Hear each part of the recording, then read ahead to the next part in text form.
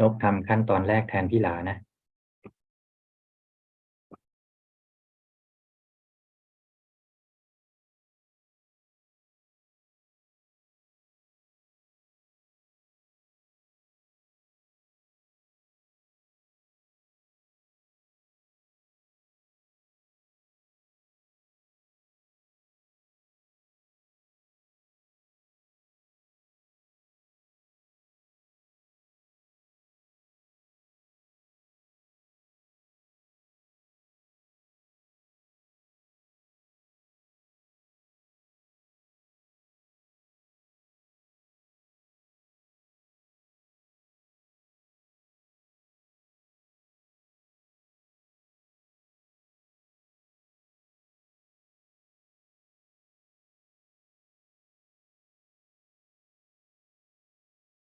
สวัสดีครับอาจารย์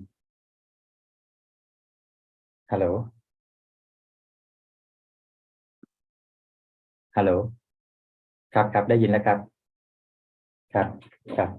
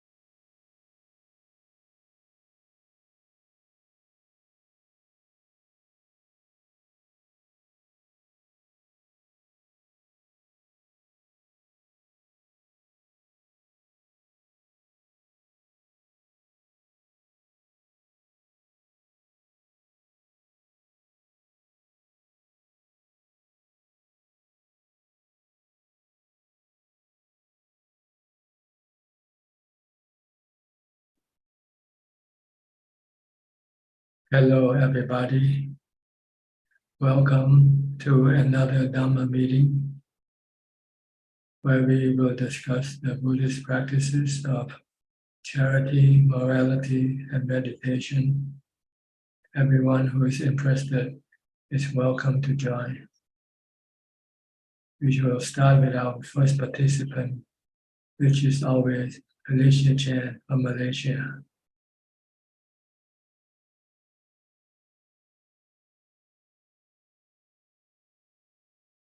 Ajaan. Good evening. Since I follow Ajaan teaching focus on practicing equanimity, I can see my awareness and wisdom remain very good when I meditate or not. Illusion of five aggregate also letting go. I just live in the present. I can also see clearly when the thought and feelings come out.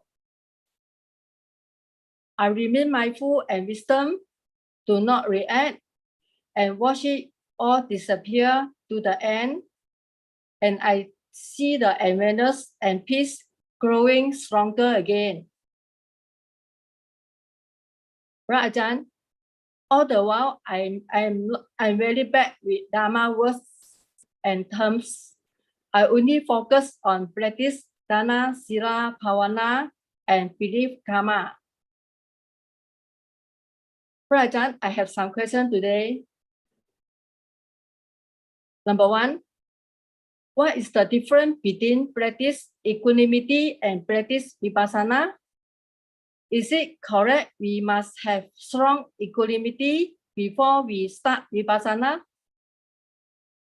Thank you. Equanimity is actually the result of the practice of mindfulness or wisdom. If you have equanimity by mindfulness, it is temporary. It can eventually disappear. But if you practice wisdom or vipassana, you will then create a permanent equanimity or ubeka. At first, you have to create a temporary equanimity first by using mindfulness, such as meditating, butto, or watch your breath. And then you will get temporary equanimity. Then if you want to turn that temporary equanimity to become permanent equanimity, then you have to use wisdom. You have to see everything as anicca, dukkha, anatta. Because your defilement, your cravings, your delusion wants to have this and that to keep you happy. But they are actually causing you to be suffering because they are temporary, they are anicca, and they are not under your control, anatta. So you have to be able to see that everything that your cravings want is causing you the suffering, causing you to lose equanimity. So if you can stop your craving by seeing that what you crave for are harmful to you, will cause you dukkha, then you'll stop your cravings. And when you stop your cravings, then your equanimity will remain. Will not be destroyed by your cravings. Number two, Brother Ajaan, I heard someone say, focus practice on equanimity and mindfulness. Just practice letting go is enough. No need to analyze 5 aggregate or 4 Lamakanta one by one. Then can achieve Nibbana. Is it correct? No, you can only achieve temporary Nibbana, which is samadhi, or temporary equanimity. But you still would be attacked by your cravings. Your craving is not destroyed by your mindfulness or samadhi. It can only be destroyed by your wisdom, by the 3 characteristics of existence. So if you still see things as good for you, will give you happiness, then you will keep having craving for them. And when you have craving, you will destroy your equanimity, your peace of mind, when your cravings come up. So if you want to maintain your equanimity, when your cravings come up, you have to teach your mind that the object of your cravings is anicca, dukkha, anatta. Then you will not want to go after them. Like your body, if you still crave for your body not to get old, not to get sick, or not to die, then you will have dukkha. You would have no equanimity. But if you can see that the body is anicca, anatta, and will cause you dukkha if you crave, if you want it to be permanent, if you want it to be with you all the time, then you will get dukkha, and you'll lose your equanimity. Noted. Okay. Number 3, every time I meditate, I feel peace, body completely gone. Mindfulness and wisdom remain very good. But why I always lost track of time when I come out of meditation? For example, I need to think a while to remember what time is it, day or night.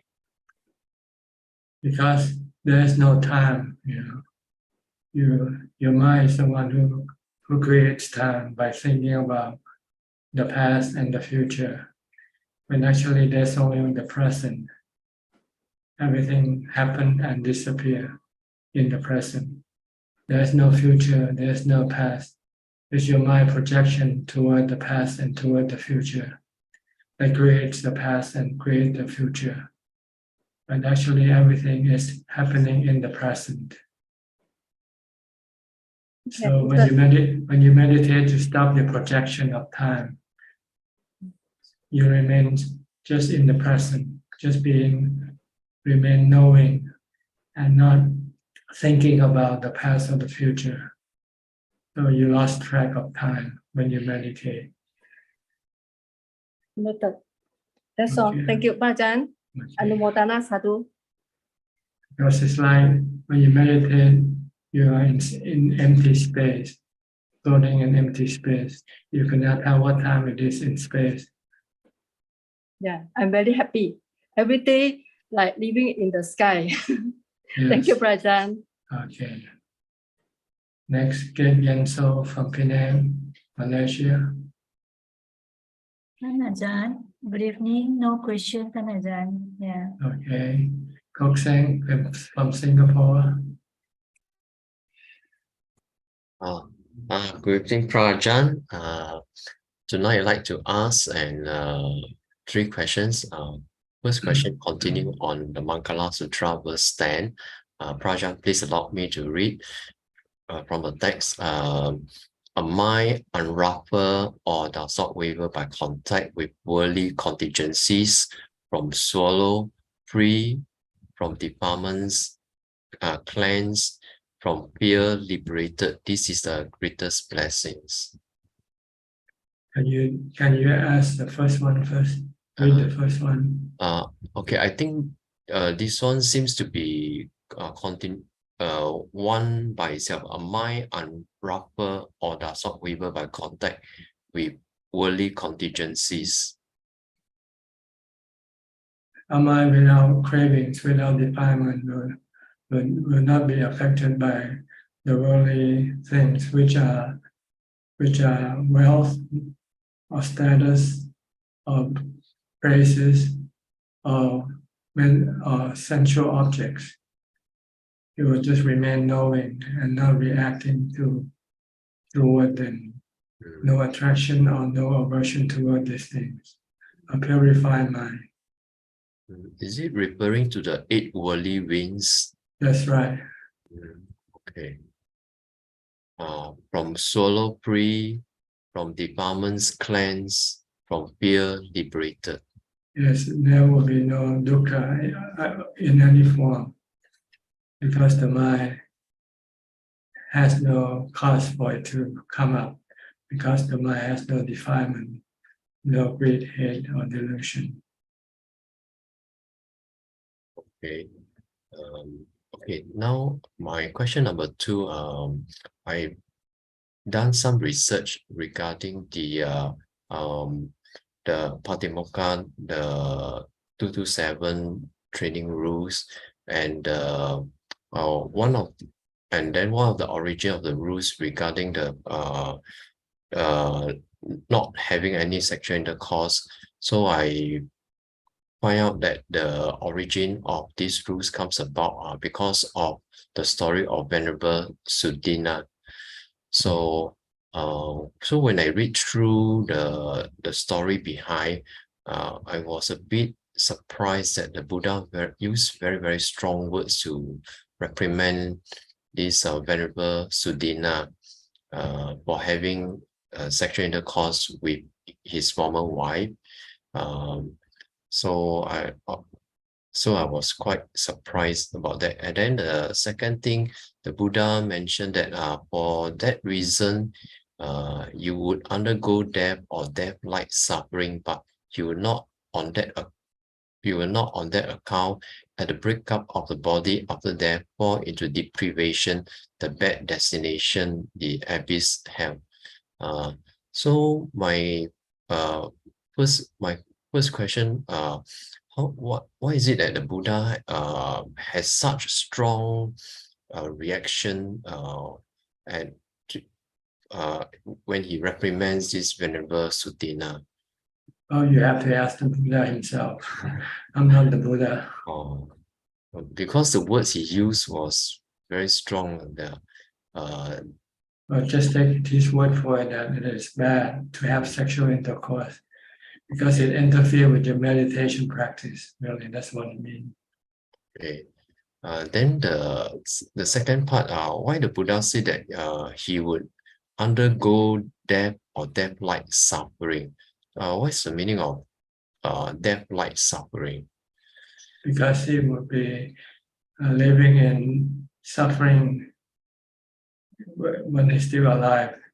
Because every time there's a sexual craving come up, it will cause him a lot of stress. And being a monk, he will not be able to go and have sex. So it will be more tormenting than being a lay person. A lay person, when they want sexual cravings, they can at least go and get it and get something, get a relief from that. But with a monk, he cannot do that. Okay. And actually, at that point of time when the Buddhas go this Venezuela, the Buddha still have not formulate the parijika. That means the five The major four. Okay, the four. So why the Buddha said that he will not fall into deprivation, the bad destination, the hell realm? Because he's been told of the consequences if he continue with this practice. So if he stop, then he will not reap the consequence of this action. Okay, so is it because at that time the rule still has not been formulated by the Buddha? That's right. Usually somebody, if they first break this thing before there was a rule, they will not be punished. Okay. But after that, once it becomes a rule and somebody breaks it, then it means it has strong defilement to break the rule. Yeah. Okay, Prajan, my third question regarding my walking meditation. My walking meditation, I heard somewhere that we have to walk normally, but my walking meditation is actually I walk very slowly. I will walk Budo, and then my steps will follow Budo, very slow walking pace. That's So because you've been taught to walk that way. So it depends who teaches you the way to walk. See, so you've been taught to walk slowly, then that's what you do. But if you've been taught to walk normally, then you will walk normally. It's just a matter of choice, really. Maybe for you as a beginner, you find it more beneficial to walk slowly first because your mindfulness might not be strong enough to follow your body when it walks normally. So you reduce down the speed so that your mindfulness can catch up with your step. But eventually, once you have stronger mindfulness, you should be able to walk normally and watch your steps. The goal is not the walking.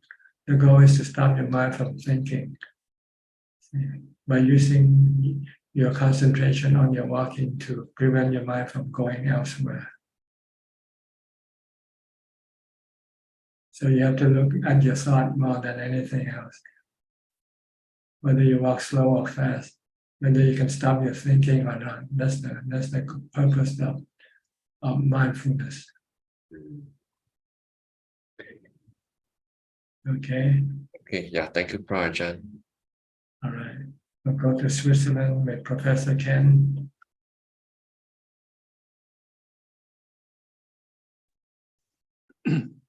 Afternoon, Ajaan. Greetings. So this week I've been having a look at the anatomy magazine that you recommended last Yes. week. Strong medicine, huh? Yeah, it's quite strong, but very useful. It's quite challenging, I found, but quite useful. And I noticed one or two of the pictures were from a couple of years ago. There was an exhibition by a German anatomist who went around dissecting bodies and putting them in an exhibition. And that I think it was about 20 years ago. It was very controversial at the time, but now I think he has a permanent exhibition in Berlin. He has a special way of preserving the body, and he cuts off the skin and so on. And he also has a couple of videos on YouTube, which you can actually see his autopsy being carried out. So there are some additional resources available. And I think the videos make it even more realistic. I heard he died a few years ago. I think he's still alive, actually. He's still alive? Yes, I'm quite sure he's still alive. I used to post his YouTube on my YouTube site, but it's been, I think, deleted. No longer. I'm not sure why. But Yeah, I think I saw last night. There's some of his videos are still available, are still posted. If you search for his name- autopsy, life and death, it's called autopsy, life and death. Mhm. Then they ask you to log in and so on because it's got difficult content, but it is still available if anyone's interested. So yeah, that's what I've been doing. It's very useful. So thank you for the recommendation. It helps you to look at the other side of the body, Yeah, so that you get a balanced view of the body. And this is a good way of curbing or stopping your sexual desire. If you want to have a meditative life, then you don't want to have this sexual desire coming up, because it can interfere or obstruct your practice, your meditation practice. yeah, So it's very good for people with strong sexual desire. If they find it difficult to meditate because they keep having this sexual desire, sexual fantasy, then they should think of this autopsy bodies. yeah, Stop that fantasy, that sexual fantasy, very quickly.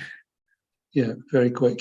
The point is whether they can get themselves to go look at these pictures or not. That's the hard part. Yeah,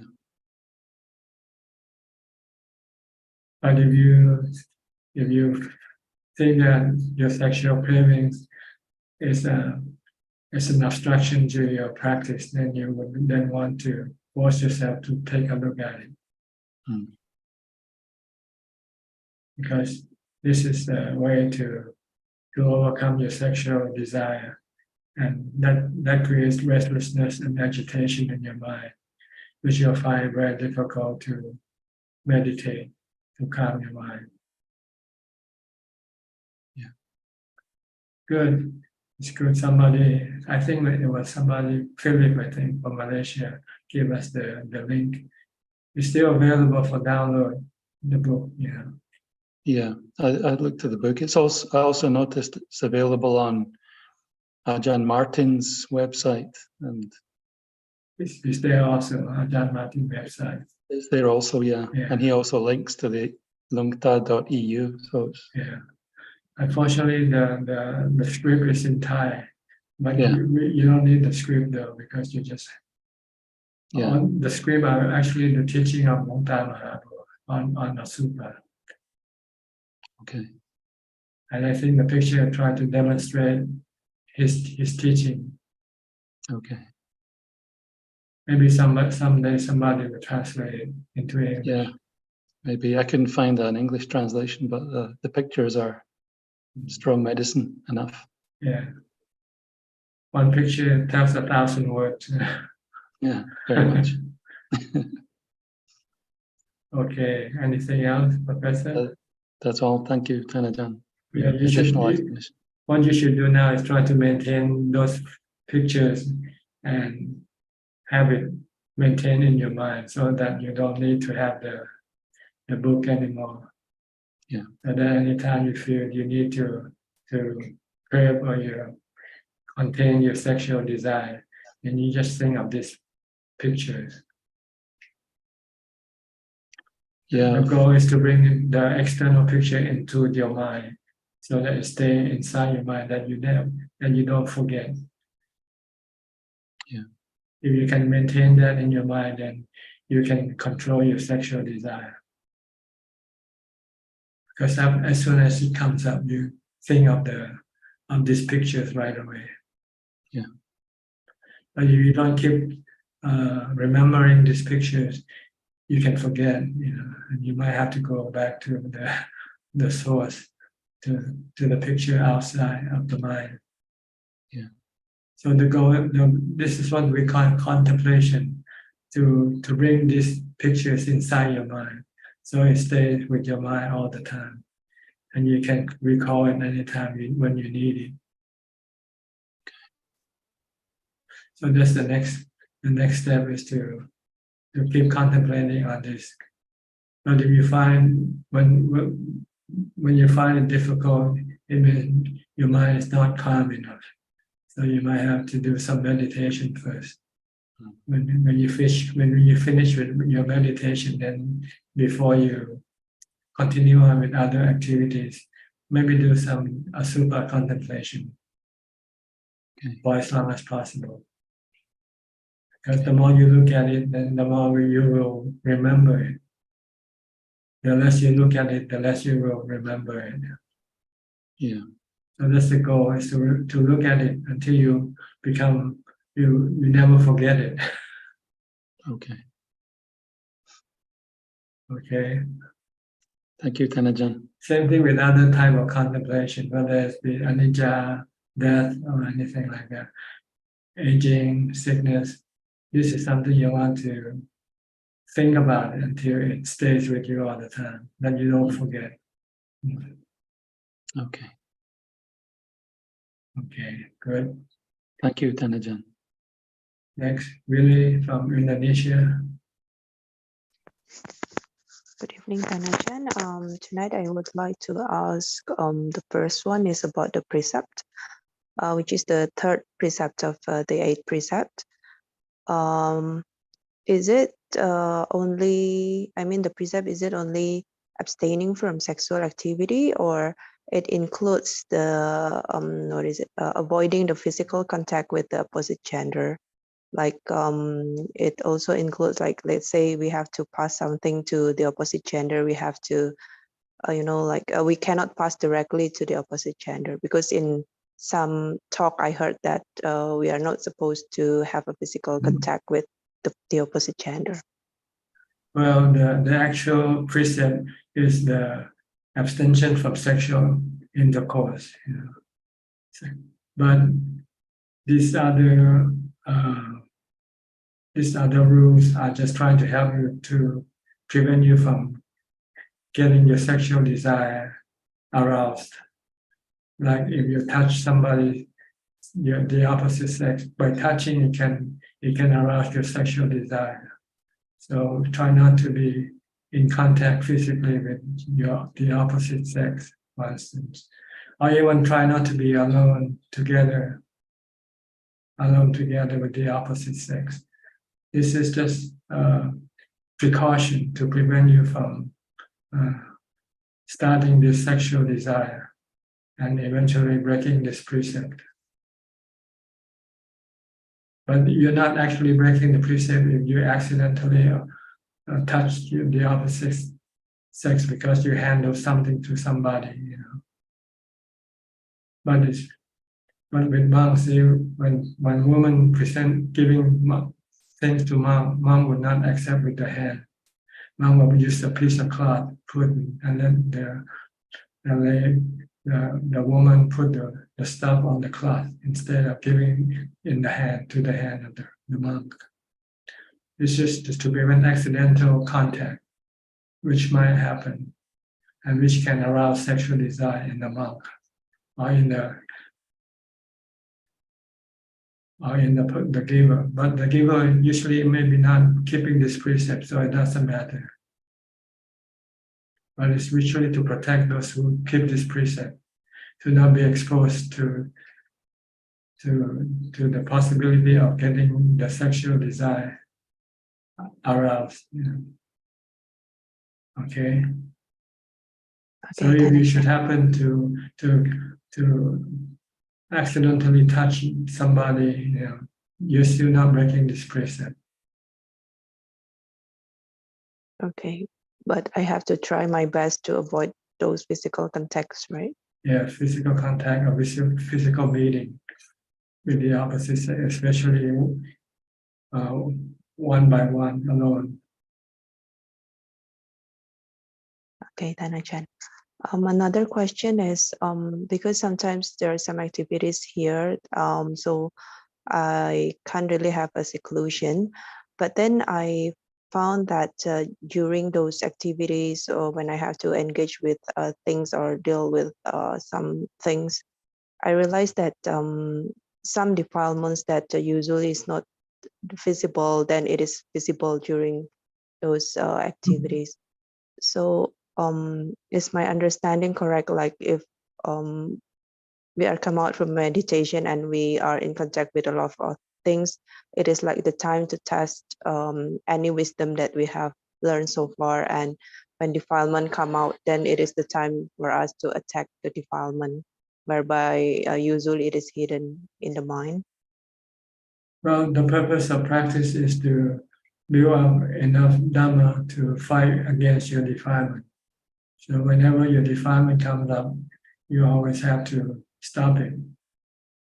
Whether you can stop it or not, that depends on the strength of your practice of mindfulness and wisdom. You can call it a test or you can call it whatever you want. But the goal is to stop your defilement wherever you come across it, whenever you come across it. Even when you're alone, your defilement can come up. Yes. And you have to stop it. Because defilement are like fire that can burn your house. And the mind is like a house. And the defilement is like fire. So you don't want to set fire in your house. As soon as there's a fire in the house, you want to stop it right away.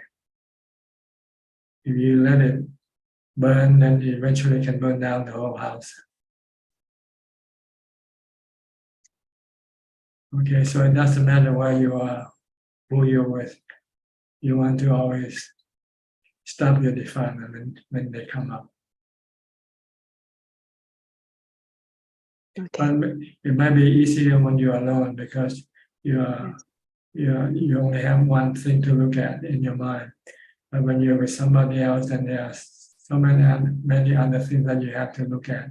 So it might be a bit difficult to contain your defilement because they can come from many different directions. Yeah. Okay. Okay, Tan Ajahn, thank you very much.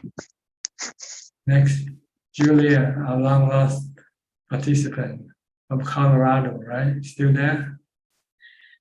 Sawadee-ka, Ajaan. I'm so happy to see Ajaan and the Sangha.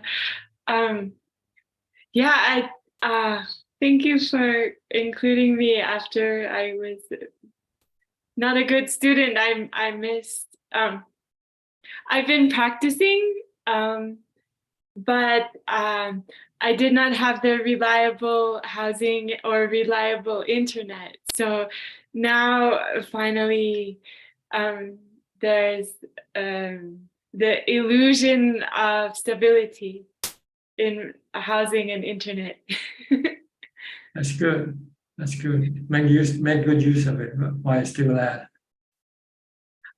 I'm trying, but I noticed that I thought I didn't have very much greed, but then when I finally got my own little place to live, I had little bits of greed arising, like now there's a place to store food, and so then I'm eating, or like I wanted to get a plant to put in the little place. But I didn't want to plant before because I had no place to put it. So, but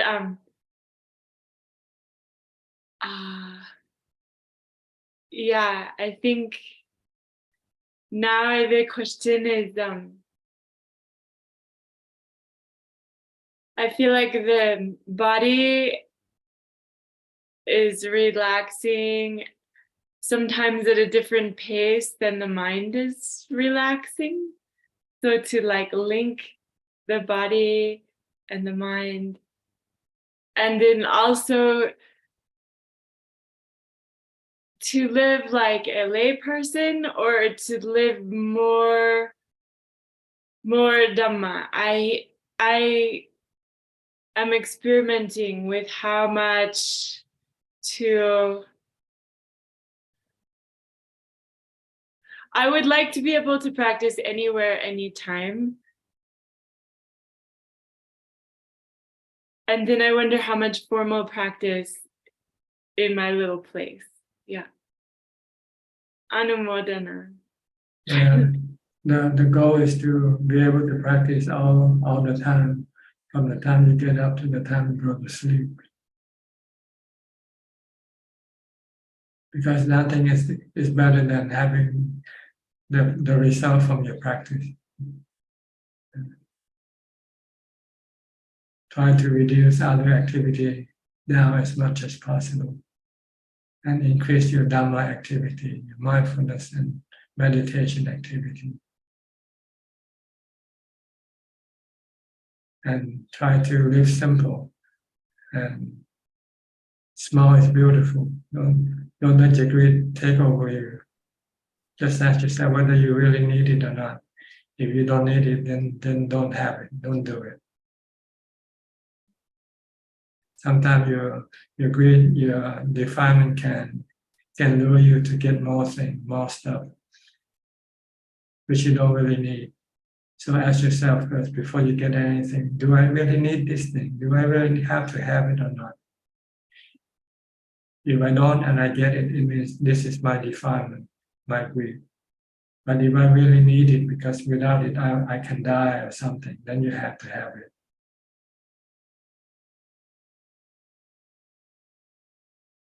Okay, don't worry too much about the physical comfort. It can become a distraction or an obstruction to your advance in your Dhamma practice.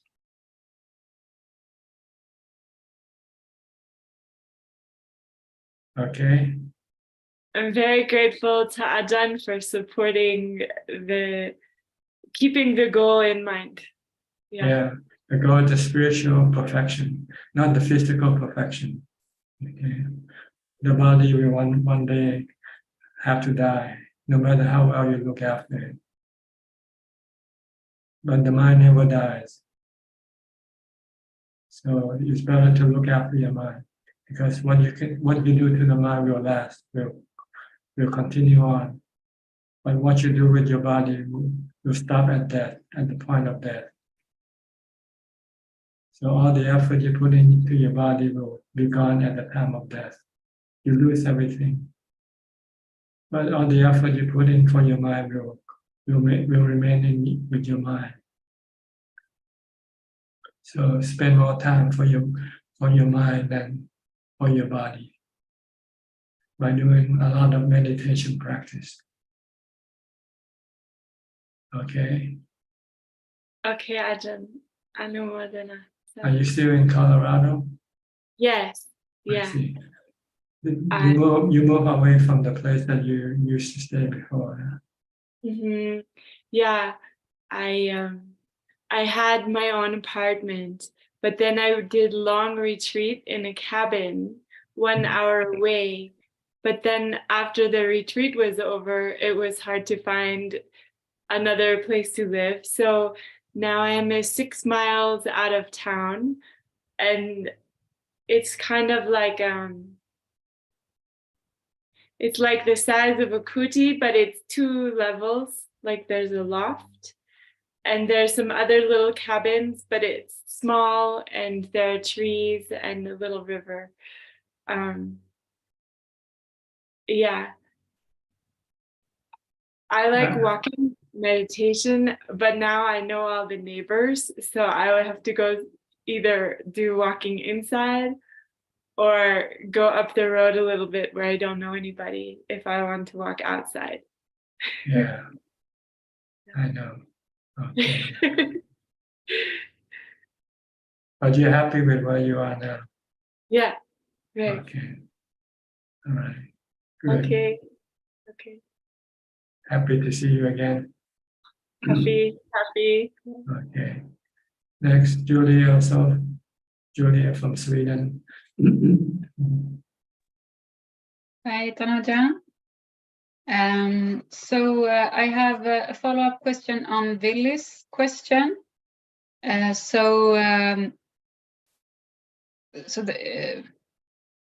Someone who has ordained should not be alone with someone of the opposite gender. But what about emails? Emails, communication through email, internet. Well, you're not physically in I think it's probably okay. But it depends on what you communicate. That's the problem. If your communication have sexual content, then this is not good. Yeah. But there's nobody to watch over you now. It's yourself who have to watch you over yourself. Yeah. Yeah, and I think that is the difficult thing, because if I remember it, like private spaces, how it's defined in the physical life is that if you're so close that only the two of you can hear what you're saying, then that's a private space. It's this term like lewd words or whatever that you can say. Yeah. So, but if I translate that to the email situation, you can actually express these lewd words in an email, right? Yes. So it's a. But you have to remember that during the Buddha's time, there was no email. No, I can understand. Yeah, but that's why I'm thinking that perhaps the Buddha would not say that the email is okay, because you can. It depends on what you say on your email. See, that's a problem. That's the point. So you have to get the spirit of the precept. What it really intend to do. The intention is to prevent you to have any sexual contact or sexual correspondence. Really, that's what it intend to do. Okay. Yeah. If you talk about cooking, you're talking about meditation, this is okay, right, to use email for this purpose. So it depends on how you use it. Yeah, thank you. Okay. And then I had a second question, if it's okay. So I also worked a bit with the Asuba images. And they had like a good direct effect on me. I think I was equanimous like right after seeing them, and also like the morning afterwards, and so forth. But I don't know, but it might be that they had an effect on me, like a more depressing effect, like through several days, because I've been crying a lot. But I don't know why I'm crying. It's not like I'm thinking of these images when I cry, but I just cry, and I don't know why. You lack mindfulness. You should restart your mindfulness and calm your mind. See, when you cry, it means you become emotional. When you're emotional, it means you lack mindfulness. You're not in control of your thoughts, of your mind. So when you start to have emotional issues, you should warn yourself that you're losing your mindfulness. So you should start developing more mindfulness, either using a mantra, do some walking meditation or sitting meditation. And this will bring your mindfulness back and your equanimity. And then your crying, your emotional will disappear. Okay. Thank you. Okay. Yeah, we don't practice continuously. Our practice is not sustained. So when there's a lapse in our practice, then usually the defilement will start to do the work in our mind, causing us to have emotional issues.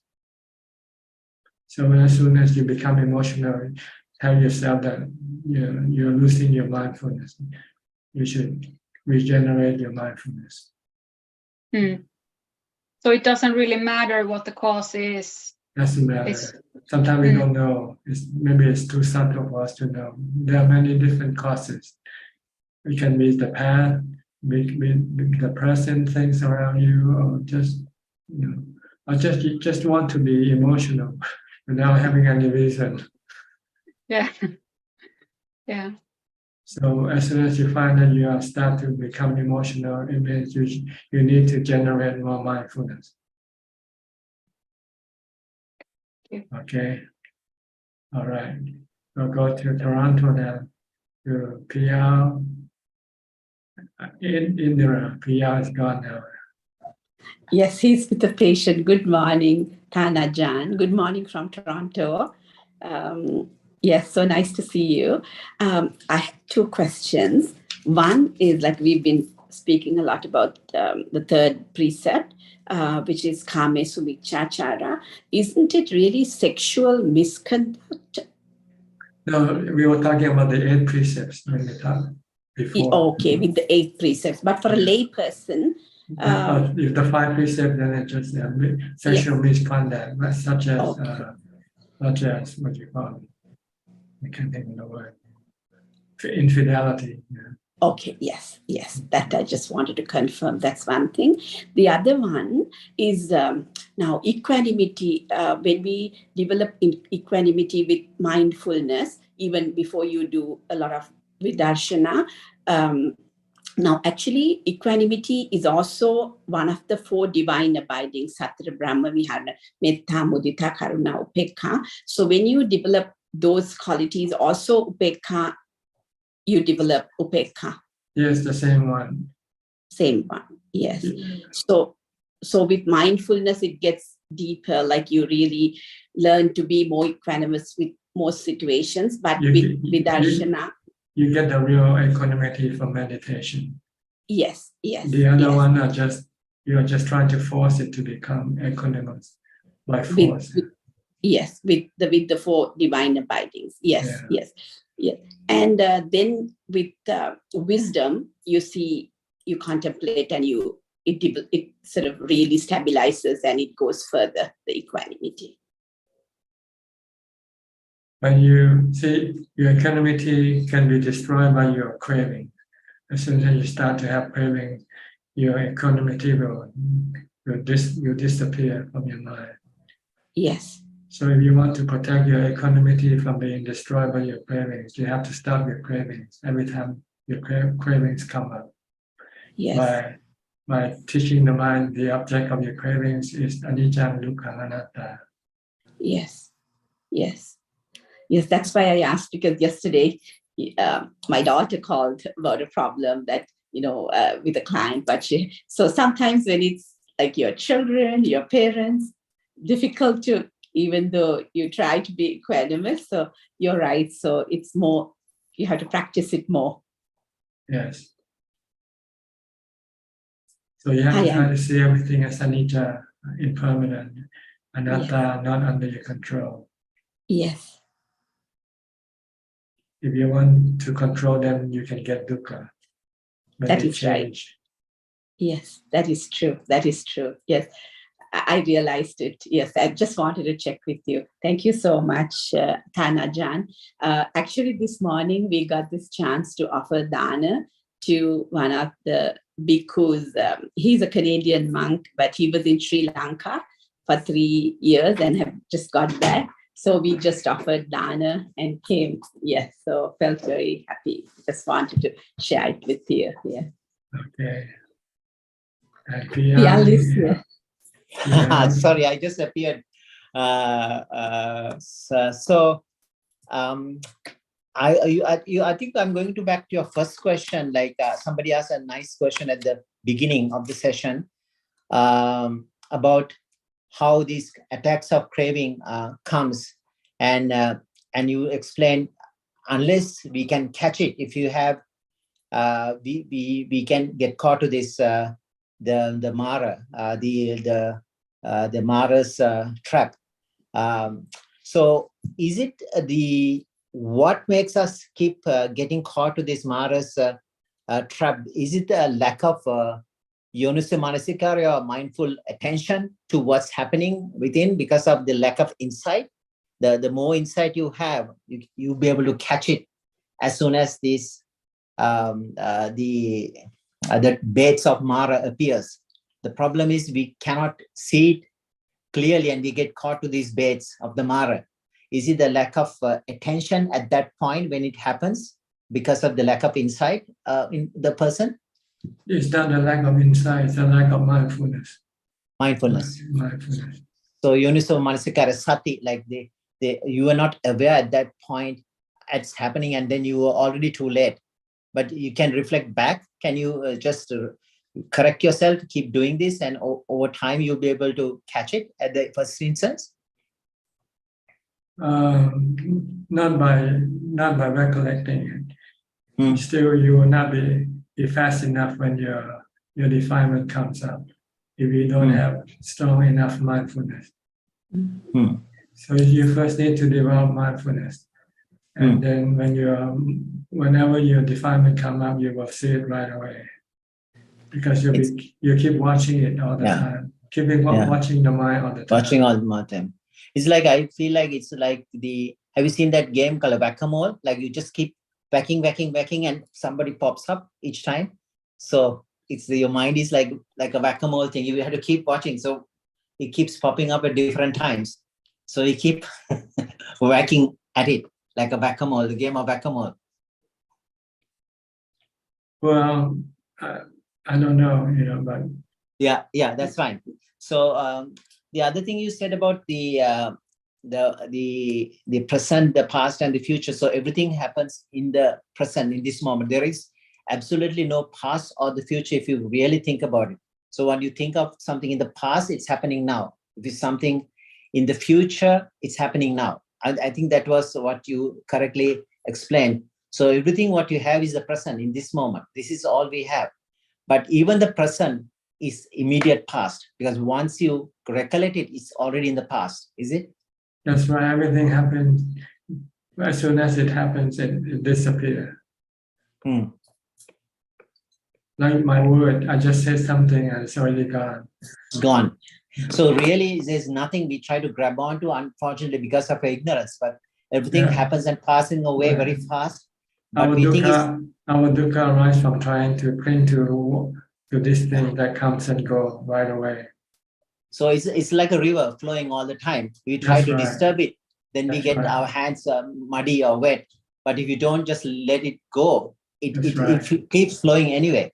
It's not your doing. It's something anatma, right? It's happening. That's right. You're trying to pull something that's already gone back to you, and you cannot do it.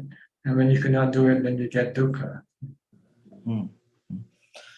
So it's a craving and the grabbing hold, and then the change causes dukkha because of the change, because it's going to change sooner or later. It's not going to change. It's changing all the time. All the time. Yeah. But the process can be quick or slow. That's all. Like our body, this 1 second and this next second is already different. Yeah. But we cannot see the change, but it's changing every second. All the time, yeah. That's right. So it's the conditions are correct there. Something arises, that the conditions are gone, that goes away. So it's basically pretty much paticca samuppada in a sense, right? It's happening when the conditions are right. The body is there because the conditions are there. The heat is there, the food is there, the body is maintaining, like cells are happening, like creating. Everything is under the law of cause and effect. Everything is under the law of cause and effect. Things don't happen by itself. There has to be a cause. So the bottom line is that at the end of the day, it's conditions cause this to happen, and when the conditions are not there, it's not there anymore. So it's no one can interfere with this condition. So it's the nature of things, pretty much. That's right. And when you try to interfere, and when you fail, then you get dukkha, you get disappointment, you get sadness. So is it creation? Interfere. Yeah. So the dukkha is just only created by us, no one else. That's right. Our desire to control things, to interfere with things, with the natural phenomena. So I can't blame it on her. My dukkha. That's right. Okay. The Buddha said She your can blame it on dukkha. me also. The Buddha said your dukkha comes caused by your cravings, your attachment, your clinging. Okay. I was always trying to blame it on her, but maybe not. It's not possible. Thank you, Bhante. Sadhu. Okay. You're welcome. Is that all? Thank you so much. I'll go to Malaysia now, to Elvin. Good evening, Ajaan. I'm just listening. Okay. I've got no question. Thank you. Back to Thailand, near Pattaya, near Wat Yan. I forget your name, sir. Can you please? Yeah, Steve. Ajaan. Steve, okay. Not Charlie. Not Charlie. Yeah, I don't have any questions, but my practice is going well, following trying to be continually mindful wherever possible. Wake up very early, which I really quite look forward to, actually. I find that I wake up between 3:30 and 4 o'clock, and because everything is so quiet, it's really nice to just sit, and before you know it, 2 hours has gone. That's the idea. Yeah, that's the ideal time to do the practice. Yeah. Oh, good. Thank you. Good. But, yeah, no. When I first met you, it's probably 4 or 5 years ago now. You brought to my attention how special it is to look for a state of being calm and peaceful, which when I think about all of the time before that, I wasn't aware of it, and I didn't appreciate what a bonus it is to find that peace of mind, you know. So all of the effort is to keep it. That's right. Or to create it when you don't have it. Yes, yeah, and mantra works, and breath work works for me as well, because you know, for many years I was studying and practicing yoga, and still do, and so it really helps, actually. Yes, the Buddha's teaching is the best assistance for our healthy mind, for our peaceful and happy mind. Yes. Yeah, so try to study Dhamma as much as possible and try to apply it in your practice, and you'll find your mind becoming more calm and peaceful and happy. Mm-hmm. Mm-hmm. Okay, great. And the technology is also very helpful as well. You mentioned something earlier about, unfortunately, it's in Thai script, but now the Google Translate app, you can just switch on a camera and you're looking at a book that's written in Thai, and it translates in real time into English. So it's really helpful.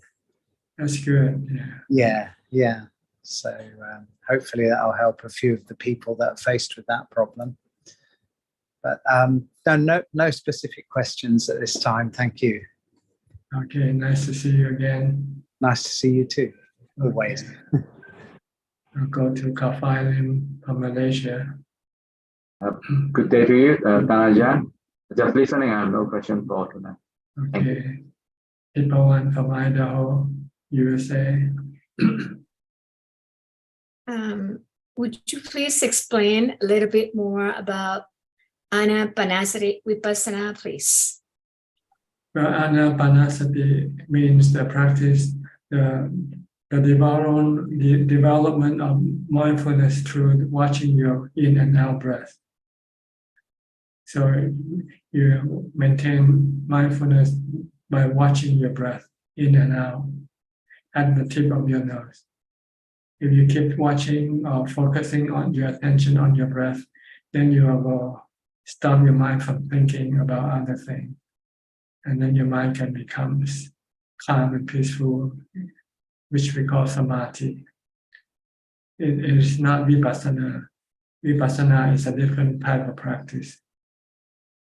Vipassana is the study of the nature of the body, whether it is permanent or not permanent. See, this is Vipassana.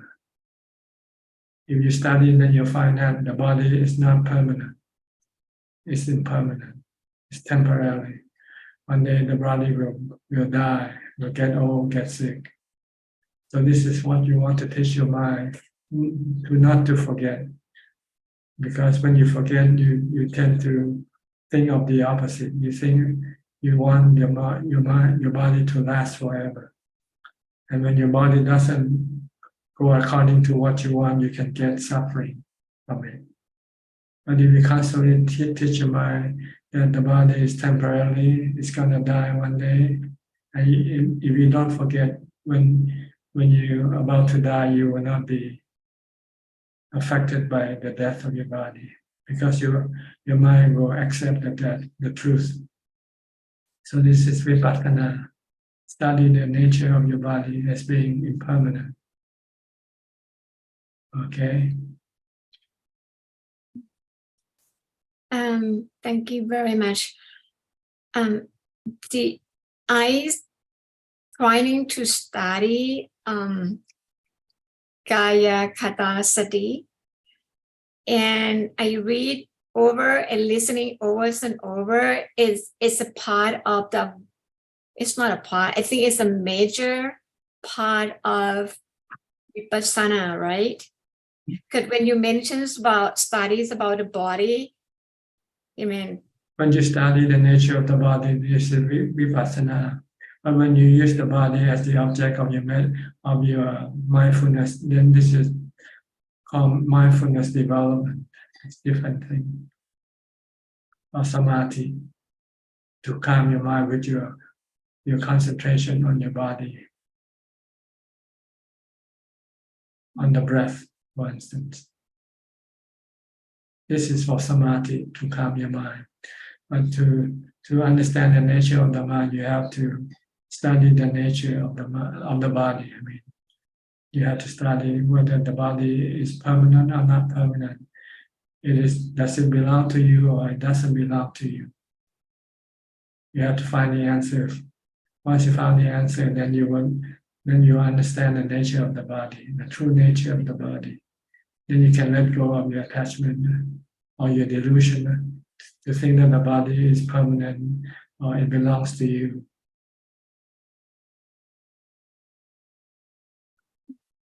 Okay. Okay, go to Sao Paulo with Alfredo from Brazil, Sao Paulo, Beca. Hi, Bante. Okay, still happy? No more, Bante. No more happy. No, other persons kick me. Why? I don't, the different livelihood, né, Bante? Samadivo, different Samadivo. Bante, just accept your fate. It's your fate to be attacked. So let it be. Don't get angry or be sad. It already happened and it's already gone. Yes. Be in the present. Don't go into the past. Stay in the present. Forget the past. It's already gone. Then you can be happy again. Yes. Ubeka. You have to bring your mind back by mindfulness. Bhutto, bhutto, bhutto. Stop thinking about what happened.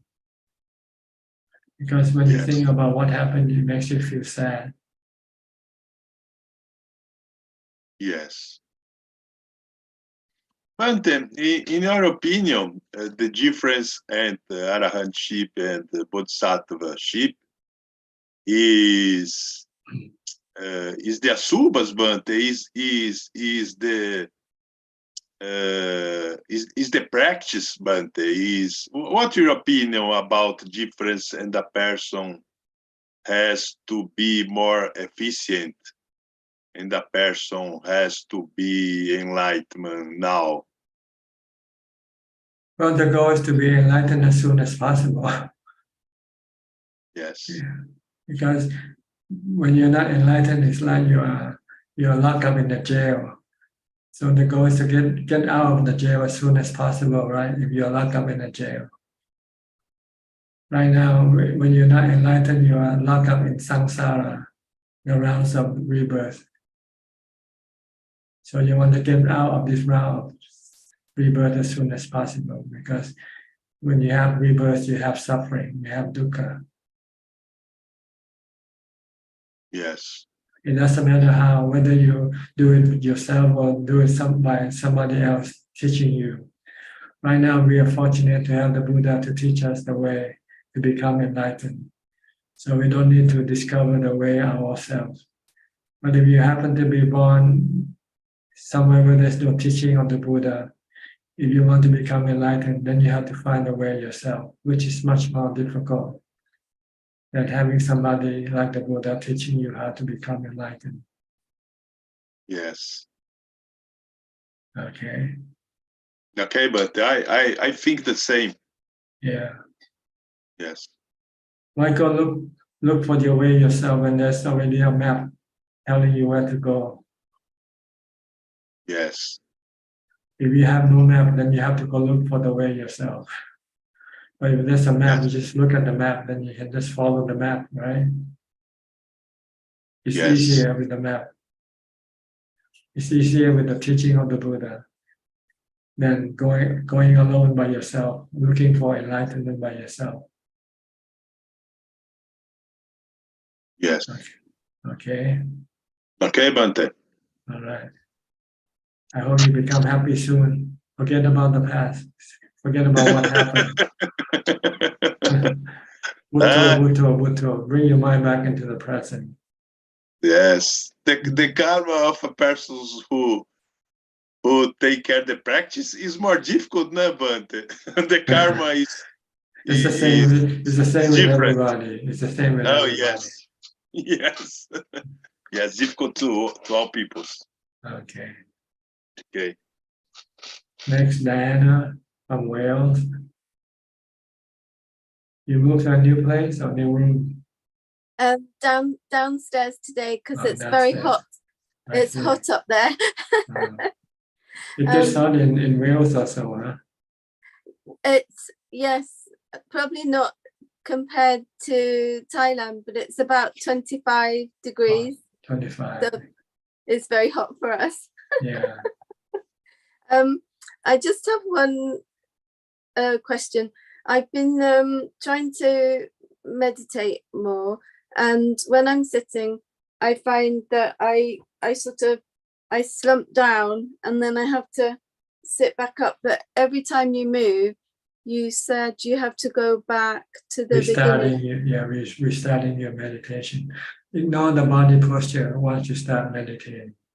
Okay. Just keep concentrate on your meditation. Okay. You want to put the mind away from the body.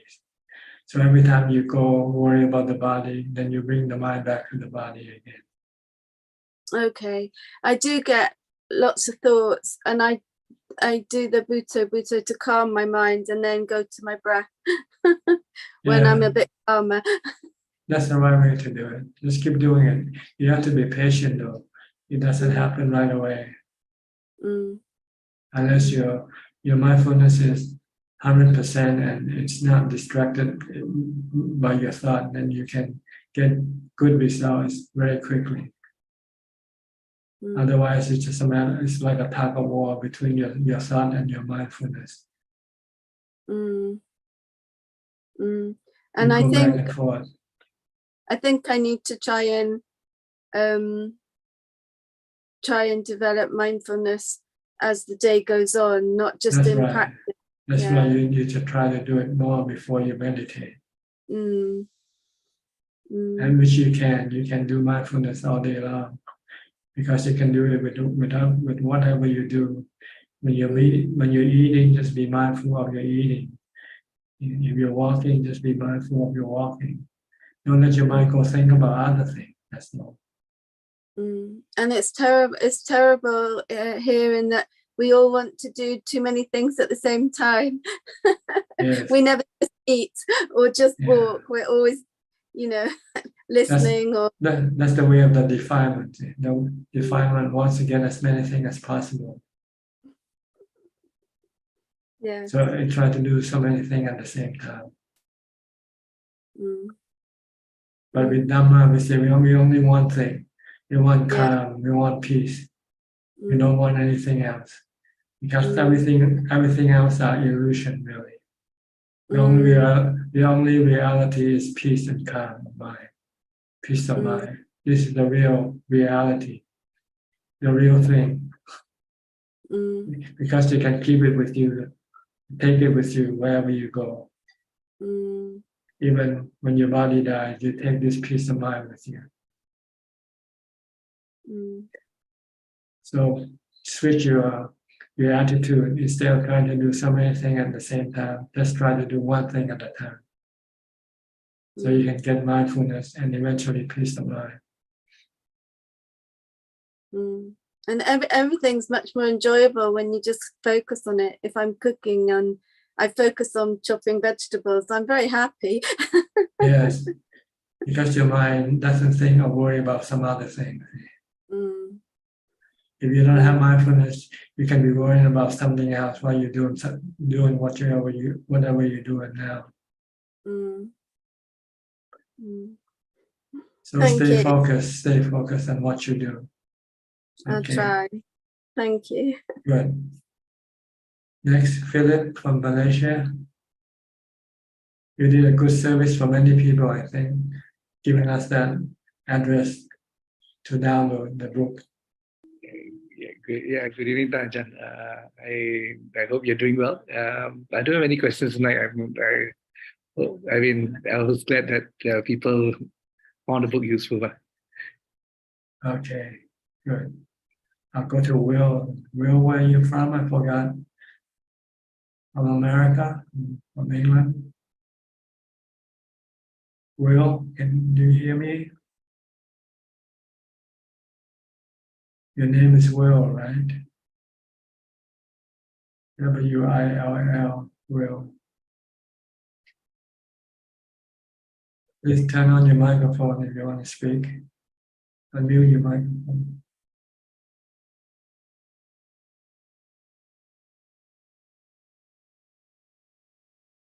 Your microphone is still muted.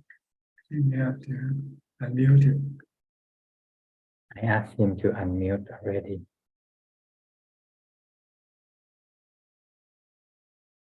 Can you hear me? Can you raise your hand if you can hear me? Okay, now. Okay, can hear you now. Good luck with all these thoughts, but don't worry that you're doing.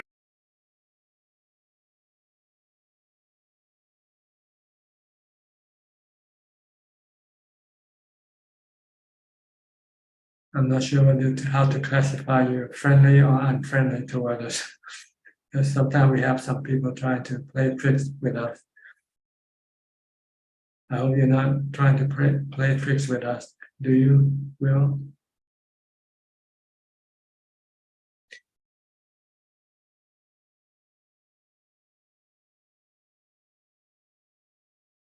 Do you have any question to ask, Will? If you do, raise your hand and have your microphone unmute.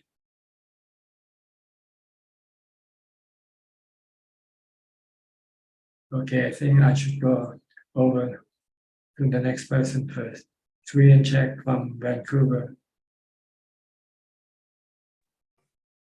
Ajaan. How are you? Good? Good, Ajaan. Yes. Okay. Anything? Any question? I don't have. It's not a Dharma question. I'm sorry. I just want to ask about the Google translation that Steve was talking about. I wonder how it works. I don't know if he can. Okay, Steve, can you give us some information on that, please? Okay, I have my phone here. if I put it near the camera, Okay. blurred. But let me see. Third row down. Yeah. But Okay. if you download an application called Google Translate, okay, it used to work to typing, but one of the later functions is they've added a camera function, which is here, and when you press the camera, it starts a camera, and if I were to put that over some Thai script, it would superimpose English or any other language that you want. It's really clever. Sanskrit, all of the obvious European languages. I finding it really helpful. Yeah, that's amazing. Just download Google Translate. Okay. Yeah. Onto your phone, and then just use the camera function on the text that you want to translate, to have it translate. That's very simple. Yeah. Thank you, Steve, for that. Okay. Thank you. Okay. Thank you, Ajahn. Is that all? Yeah. Sorry. Okay. I'll go to Anura. Where's Ramya? Is she busy? Hi, good day, and greetings from Christchurch. Now, see, I think she might have gone to bed a bit late yesterday. Oh, it's quite late now. Yeah, and also 1 o'clock. I woke up 1 o'clock, so I went to bed early. So it's hard to wake up. It's cold this time. It's a winter. So -1, 0 degrees today. So I managed to wake up today. So do you get snow over your place? Not snow, but sometimes, but not every year. But we have a lot of frost because outside is -1, -3 this time of the year. The winter, we just started the winter. Yeah.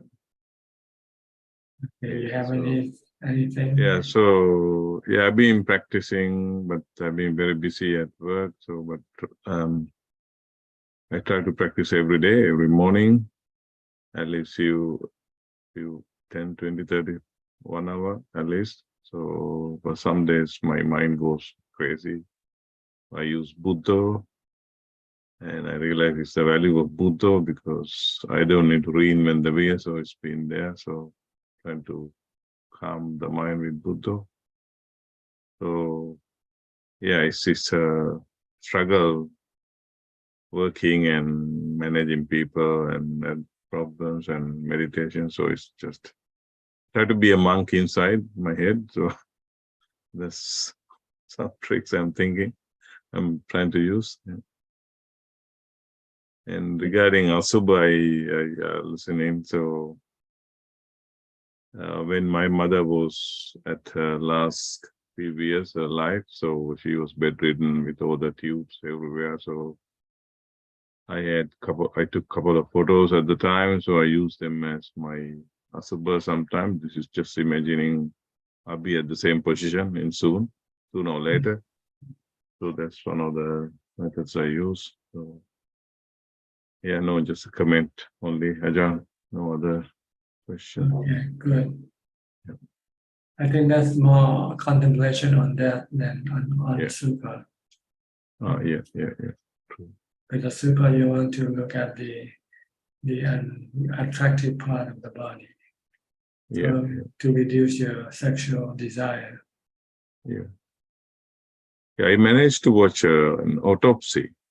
Yeah. A female autopsy a few months back. I think those images are still playing in my head. So that's good. You want to maintain it.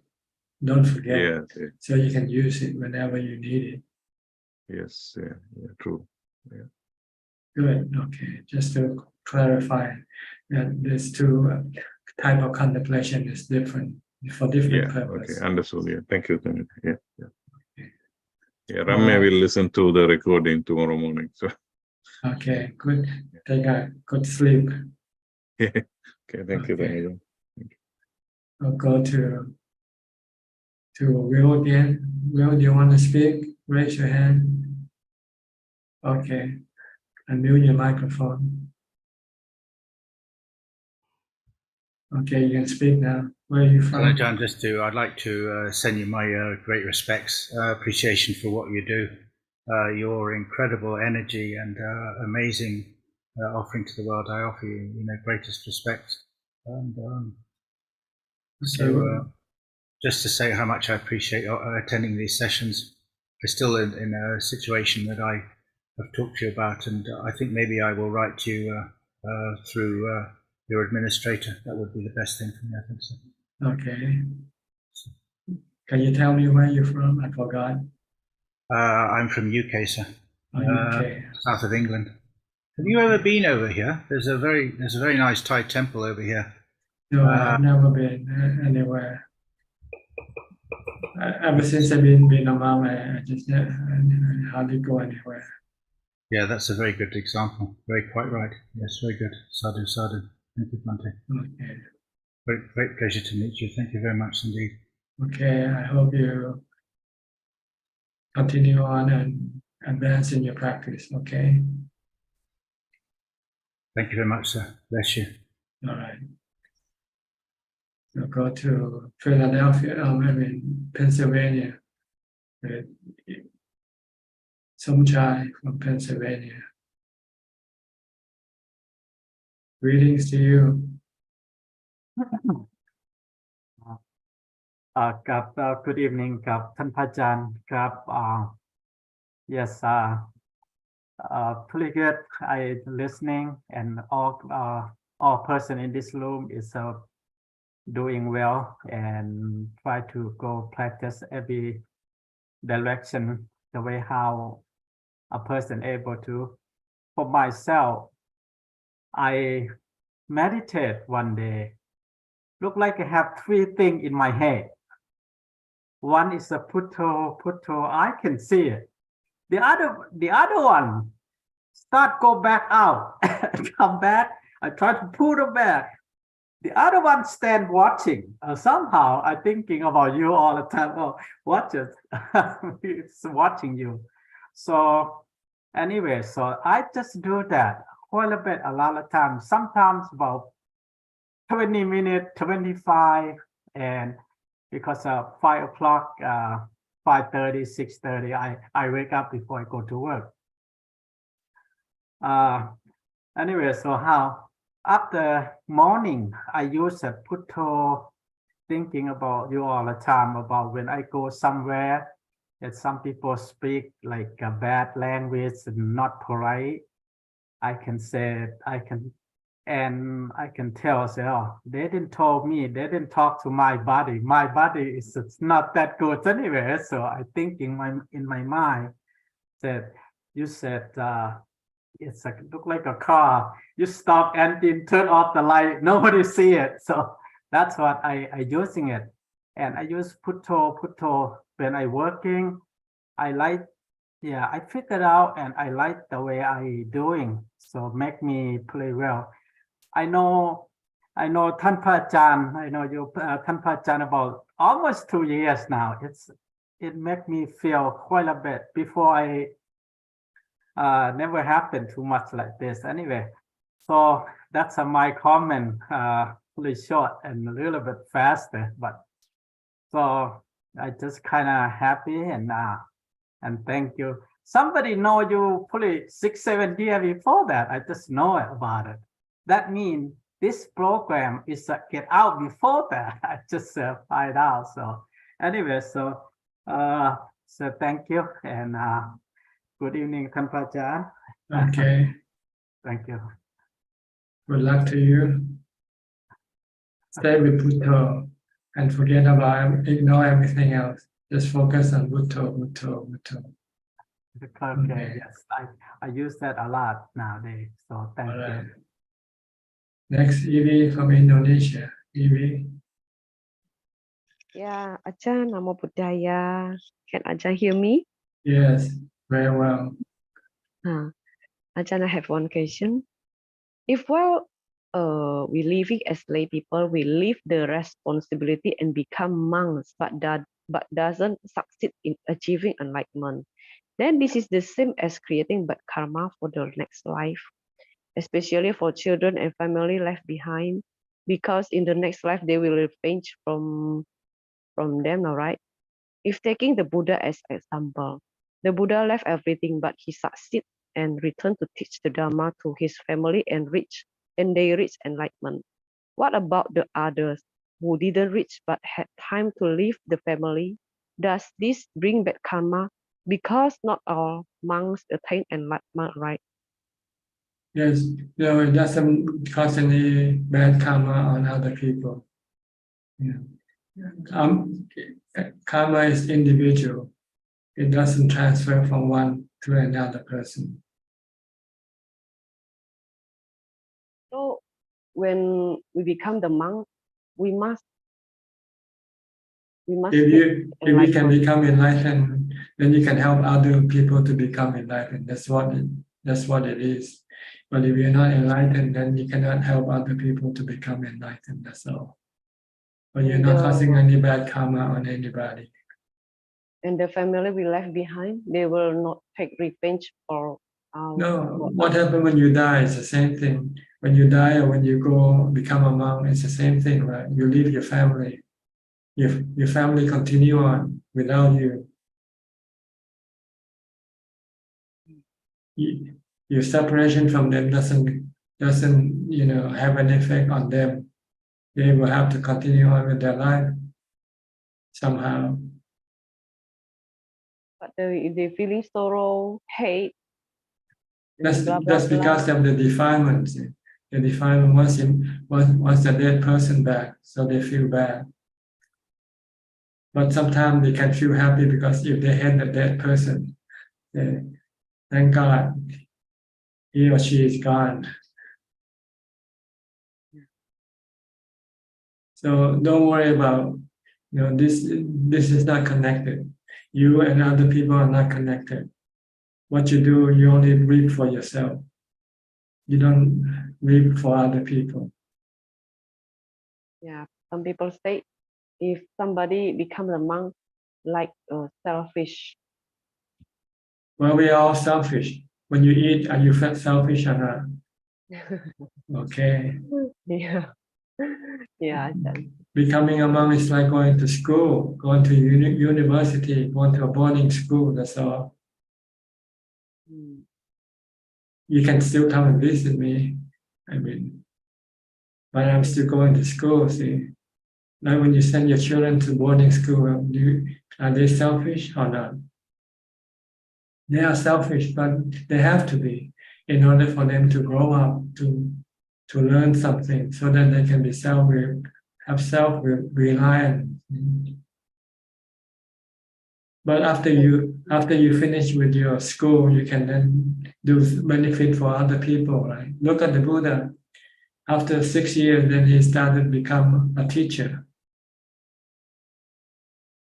And he taught many people to become enlightened. What's so selfish about that? But if we didn't and had enlightenment, we finish. So what? Somebody are not as clever as another. So somebody might take more time to become enlightened. Or at least becoming a monk means you are trying to become enlightened. Becoming a monk is actually a noble thing to do because you give up everything. You give up your wealth, you give up your status, you give up everything and live like a beggar. If this is not noble, what is? People don't know and they call it selfishness. Yeah. Okay. Yeah. All right. I'll go to Dean now. Dean from London. Are you still in London, Dean?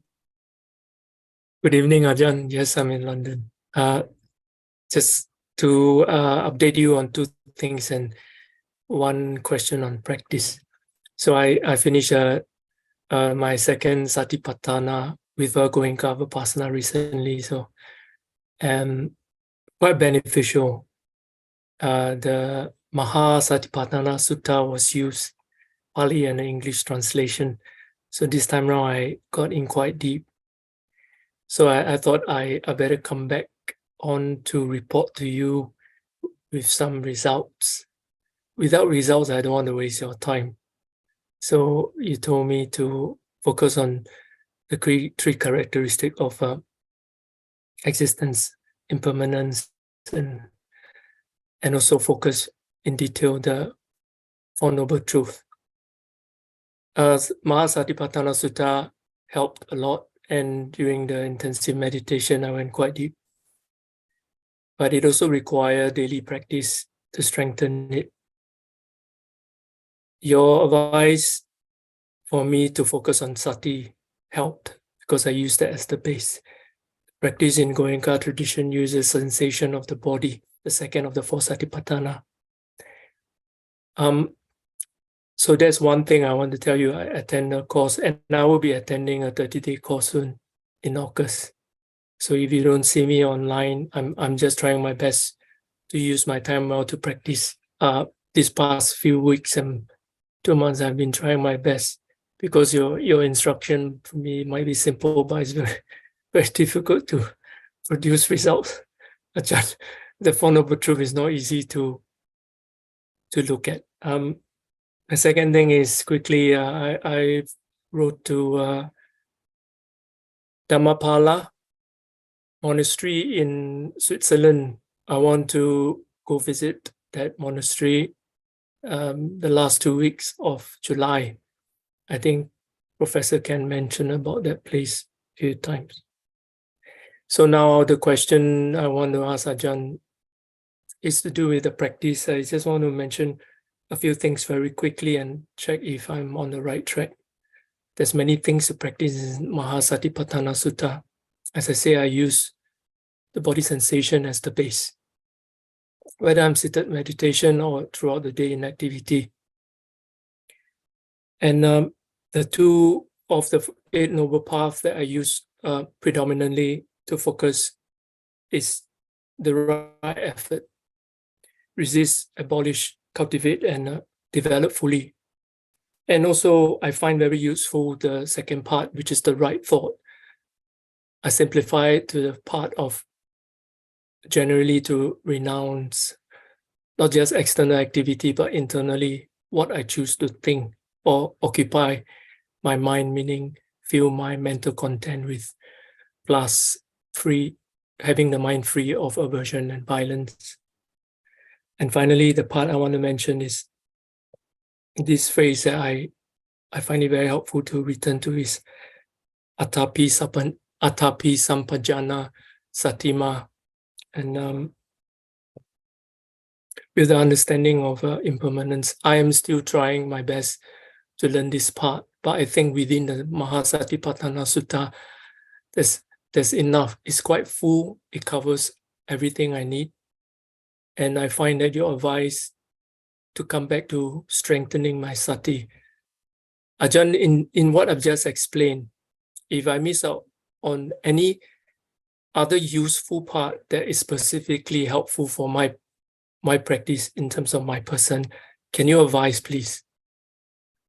Well, the first step of your practice is to try to achieve stillness of your mind. So in order to do this, you have to try to stop thinking as much as possible. Don't worry about right thought or anything that yet. You already have the right thought to direct you to go meditate. And now when you meditate or developing mindfulness, you want to stop your right thought. And you don't want to think about anything. You want to use the mantra of Buddha or whatever you use to stop your mind from thinking. The goal is to stop thinking and to make the mind become still, so that you get into jhana and get ubekha or equanimity from the jhana. Once you have jhana, have equanimity, your mind become calm, peaceful, and happy and strong. Then it can then take up the fight with the defilement when the defilement come up by using wisdom of the three characteristics of existence. So this is how the practice goes. You should forget about the study part now. The study about the Noble Eightfold Path or whichever. When you practice, you only want to focus on mindfulness only. to stop your mind from thinking. I follow the sensation of the body, and that can provide a space inside my mind. If it can help stop your thinking, then it's Yes, okay. it does. But if you still think, then it's not good enough. Yes, the thinking slows down a lot, and it can stop, but I can still remain aware, more and more so. Of course, naturally things come and go, but I can dwell in that sitting. You did advise once before to ask me to sit 5 hours. So now, whenever any other day, I can achieve 3 hours, and so more than 50% is quite still for the mind. I want to ask follow-up question regards to this, as you have been updated on my practice. I want to find out that this practice, I'm a person now with this identity. Is this practice, any part of this practice, is it worth doing this? And then what I'm trying to say is any part of this practice going to be transferable into my next life? What I'm trying to say, I achieve a lot of things in this life, but I want to do things as worthwhile, that the next life, what I'm doing now, this meditation inside, how I'm doing it, will bring with me to next life, so that Yes, I can progress. Whatever you do with your mind goes with the mind. Yes. So you learn how to meditate this, then you will know how to meditate in your next life. Okay. You learn to develop mindfulness, then you know how to do it in your next life. It goes with you. Okay, good. Just want to check because I don't want to waste my time. No, you're not wasting your time. Thank you, Ajaan. So Ajaan, I wish all the best conditions for you to do what you wish the rest of the days and years as you wish. Okay, I wish you do nothing. That's the best thing. I know, but for whatever reason, you make your own decision. Because when you do it, when you want nothing, then you won't be disappointed because you'll get it. I know what you mean. Okay. I know what you mean, Ajaan. Yeah. Thank you, Ajaan, very much. Thank you. So this is what we ought to aim for, is to be able to do nothing, to ask for nothing, to be Which is happy very with, difficult. to be happy with nothing. That's what we want to achieve. Yes. Okay. Good luck to you. Yes, thank you. Thank you, Ajaan. Thank you. Okay. Next, Belinda from Singapore. Hello, Dad. Then just sometimes we have, I feel that when someone make mistake and I feel angry about somebody else's mistake. That's not your business, it's their business. Why you want to interfere with other people's business? It's very foolish, and I have that repeat cycle. Like, hey, I'm angry with someone. Yeah. So I feel that it's a mistake, and then I'm angry over somebody else's mistake. And that cycle repeats. It's a habit, or out of fear, or out of I can't see clearly. Yeah, it's your habit. You haven't trained your mind just to be detached from people and things. You seem to be involved with people and things. You don't, whatever they do. You're happy when they do something right, and you're not happy when they're not doing something right. Instead of being a detached observer, you become an involved observer. So the goal is to train your mind to become a detached observer.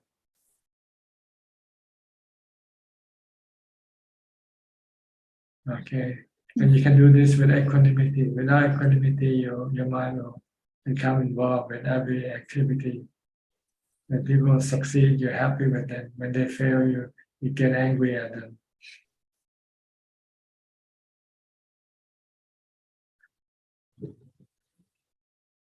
Okay. So practice mindfulness and meditation to get into equanimity. And you can watch people do whatever they want to do.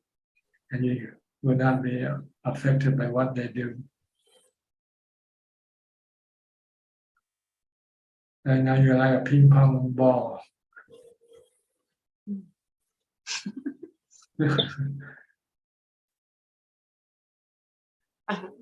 Very stupid ball.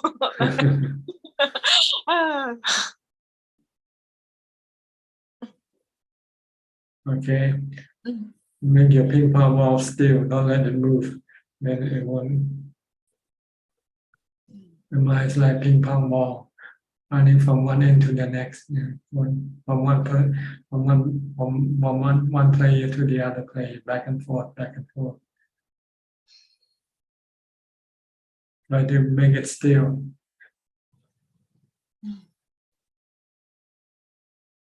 Okay. Keep on practicing mindfulness and meditation. Don't worry about other things. The other thing can come afterwards. It's like before you can read or write, you have to learn the alphabet first. Try to learn the alphabet first before wanting to read or write. If you cannot read, if you don't know the alphabet, you cannot read or write. Okay.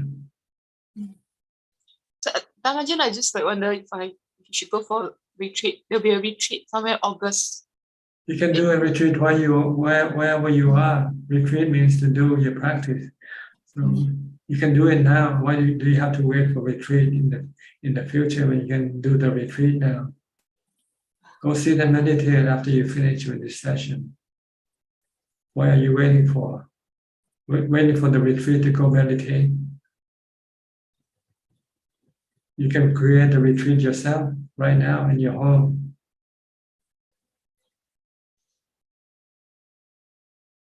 But you define don't want you to do it. Yeah, there's another friend that is Always some reason not to do. Always some reason not to meditate. No, this is the same. Yeah, this department that is. And then that person is the department, like. Do it now, meditate. When you finish with this talk, then go meditate. Okay? You live alone, right? No one disturb you. Okay? All right, I'll go to Sulan, also from Singapore. Sulan. Oh, hello, Ajaan. Nice to see you again. Yeah. Yeah. Seeing you every Tuesday is a happy thing. Yeah.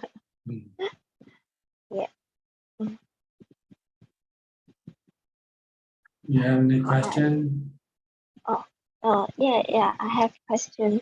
Actually, Ajaan, you say a lot of wise words of wisdom today.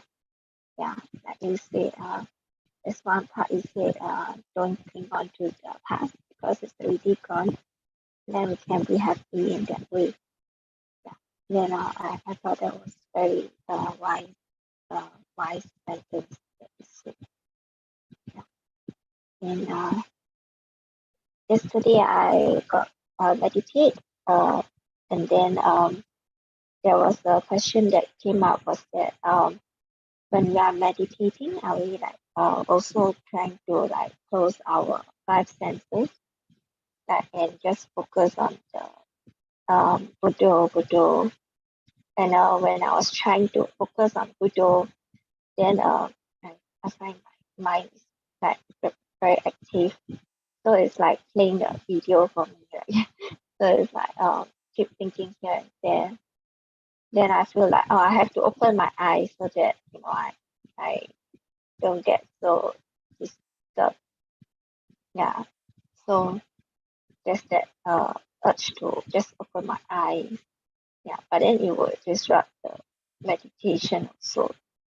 So are we trying to close our five senses and also the sixth sense, which is the mind? Yes, you want to bring your mind inside, say. So if you open your mind, then your mind will go outside, and then will be difficult for you to bring it inside. The other sense organ isn't as much as a problem. It's the eyes that's the real problem. So you want to shut your eyes to stop your mind from going out. The other sense organ doesn't really play too big a part of causing your mind to come out, like your eyes. So that's why you have to close your eye when you meditate. You want to bring the mind inside. Jhana is inside, not outside. Okay. And by closing your eye, you're preventing your mind from going outside. But it's still trying to go outside. So you need to use the mantra to bring it inside, to stop it from wanting to go outside. So you close your eyes and recite Bhutto, Bhutto, Bhutto, Bhutto. Just keep doing that. And your mind will gradually go deeper inside. It's like walking into the cave. You'll find that as your mind becoming calmer, it feels like the sensual objects that you are receiving seem to fade away, to be further away from you. Eventually you won't hear or see anything at all. And your mind will become calm and peaceful and happy.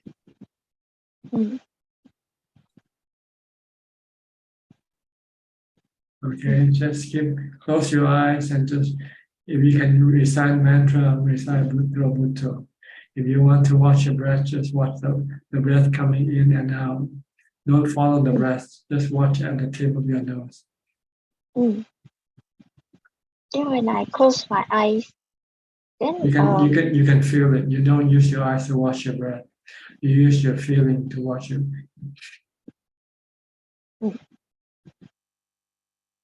You use the sensation to watch your breath with. Use the sensation. You don't need the eyes to watch your breath. Okay. Yeah. Then when I could keep my eyes closed, and then I kind of like just like the mind will play video for me. So I should also ignore that. Ignore everything. Just concentrate on your breath or on your mantra. Okay. And try to sustain it for as long as possible. Eventually your mind will become still, peaceful and happy. Okay. Okay? Oh, thank you, Ajahn. It's very clear. All right. Yeah, thank you. Next, Gary from Singapore.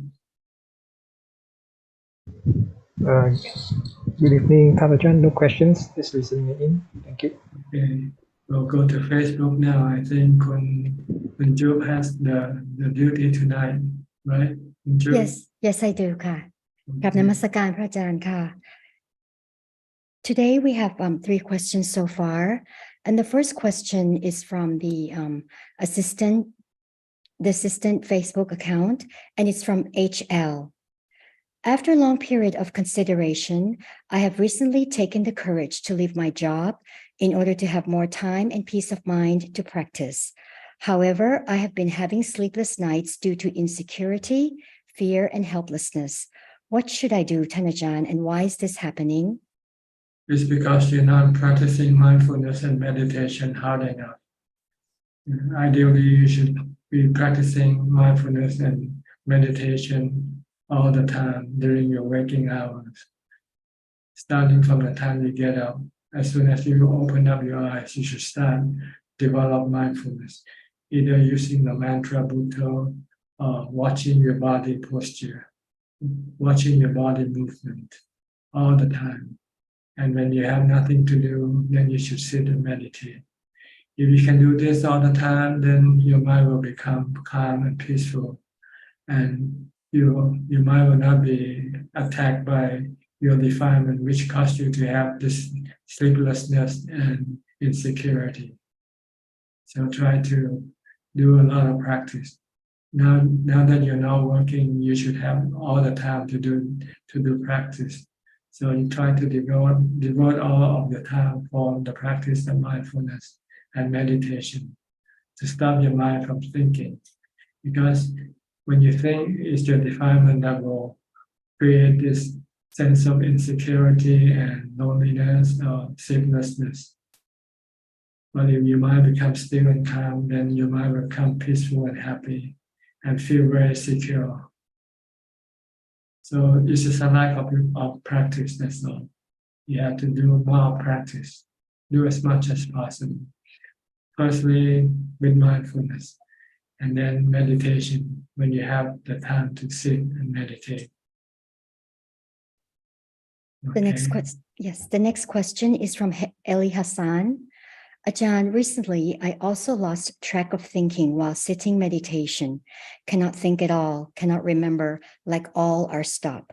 When it happened, I was so scared if I had been losing my memory and mind. Is that because my defilement started to arise? I guess so. When you're scared, this is your defilement. See? The next question is from Aun. Hi, Ajaan. I am Boon from Penang, Malaysia. I want to ask Ajaan's opinion.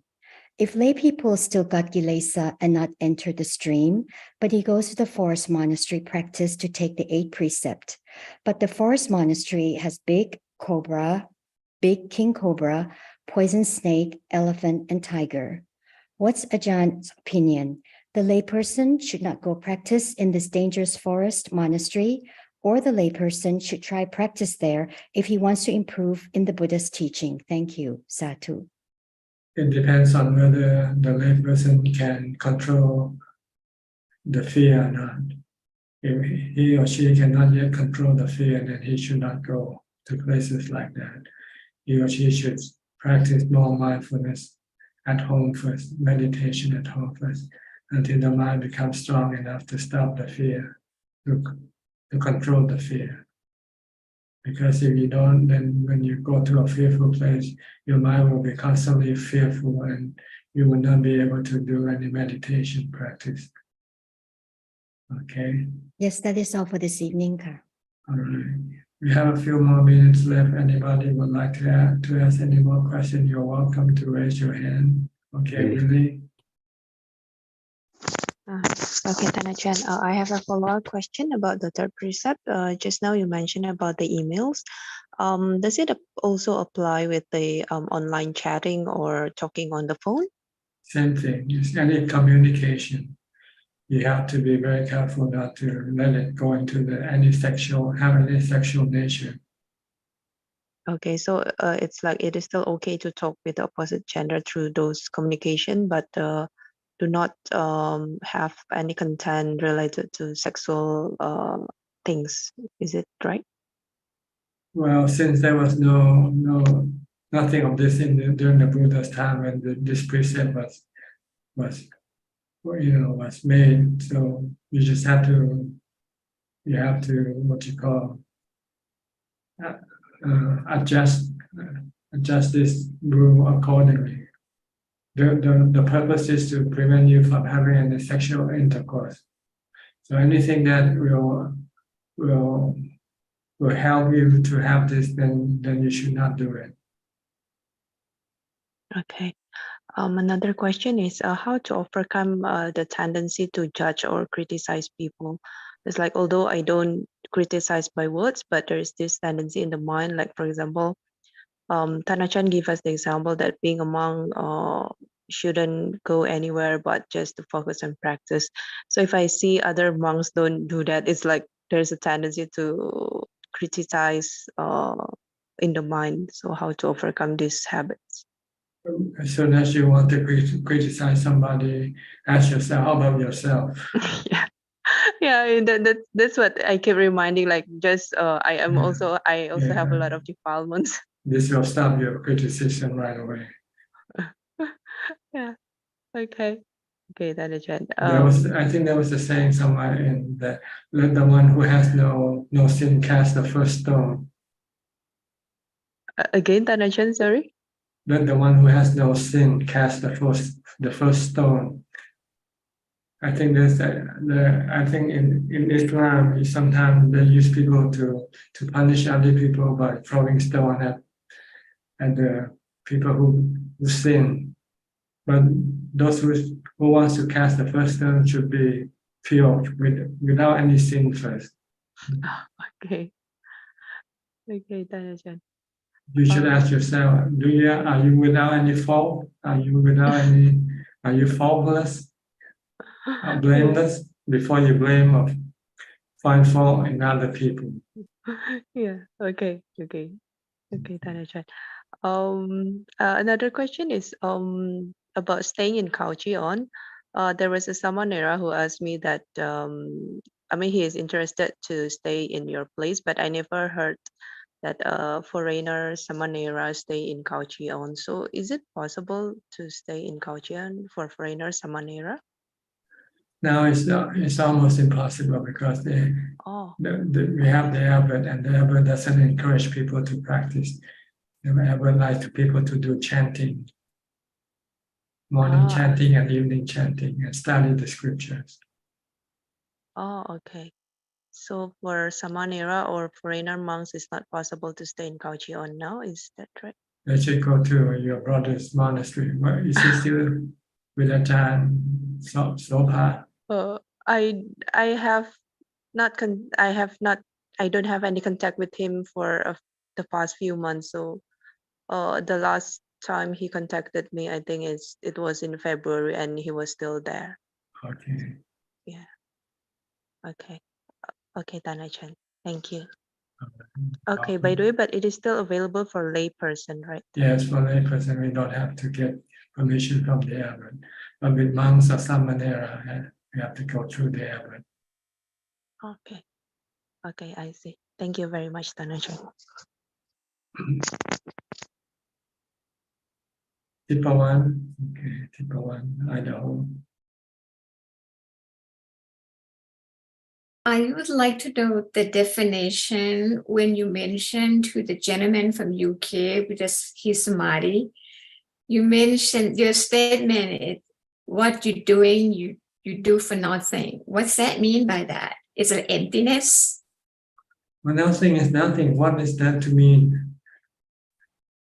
When there's something, then it's nothing. Then it's not nothing, right? When you have something, then you cannot say that you have nothing. Nothing means nothing. What can I explain more than that? Okay. I will try to. I didn't get it 100%, but I kind of get some idea and the guiding. But can you give me an example? Because a lot of time when I'm listening to your Dharma talk, even here or there, my mind I follow, and it kind of more than 65% I get it. And then when I take off an hour, then maybe less than 2 hours, I could get back to where I understand what you said. Like I try to follow what you said. It's like step by step, it's very clear. Then I went somewhere and do something now where I try to remember what you mentioned, what your statement means, but I couldn't get it back. That's because you didn't understand. See, if you understand, then you will not forget. So don't worry. You mentioned that before, yeah. So you just have to keep listening more. Just keep listening more and more until your mind click. Once your mind click, you understand, then you'll remember it for the rest of your life. It means my samadhi is not good, right? I need to practice some more. It means your mind doesn't understand. You're able to understand yet what I was saying. Okay. So do more practice. Just keep on doing more practice. Do more listening. Sometimes it takes a few listening before you can understand something. So don't worry. This is a process of learning. Okay. I think that's about it for tonight, unless somebody else has some urgent question. You do? Nobody? Okay. Well, thank you very much for your participation in this meeting. I hope it helps you to advance in your practice. In the meantime, please stay safe, mindful, and keep on practicing. And if all goes well, I'll see you all at the same time next week. Thank you and goodbye. กราบสาธุเจ้า Thank you, Prajan. Thank you, Thank you, everyone. Ajahn. Thank you, Ajahn. Thank you so much, Ajahn. Thank you. Thanks, everyone. Bye. Thank you, admin. Thank you. Thank you, Punjab. Thank you. Bye, Thank you. admin. Everyone, Saranai.